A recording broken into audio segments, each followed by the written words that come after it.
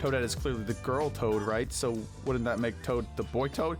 Well, not necessarily. In fact, not necessarily on either end. Producer of Captain Toad Treasure Tracker, Koichi Hayashida, went on a record stating that gender was never really part of the discussion for Toads until Toadette was made. Then, reasonably, most assumed that Toad was a boy since Toadette was a girl, but then again, Toadette was never even thought of as a girl.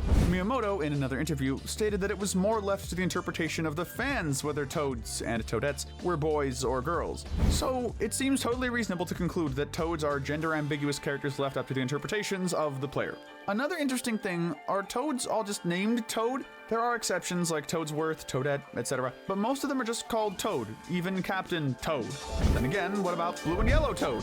These two have been mainstays in the Mario series since New Super Mario Bros. Wii, acting as playable characters therein and in a few games after. Blue Toad is particularly memorable, helping the group again in Super Mario 3D World and even joining Daisy in Smash Ultimate. But at this point, come on, haven't they earned names that aren't just their color and species? As it turns out, there might be an answer. Everyone, meet Buckenberry and Ala Gold. An article on Destructoid around the time of New Super Mario Bros. Wii's release stated that during an interview, the author was told by an unspecified Nintendo rep, cameras off, that their names were Buckenberry and Ala Gold, respectively. There's absolutely no way to tell if this is true or false. If it's true, the cameras were turned off, so it's all word of mouth, and if it's false, the cameras were never on in the first place. But either way, it's nice that they have some level of individuality with their own theoretical names,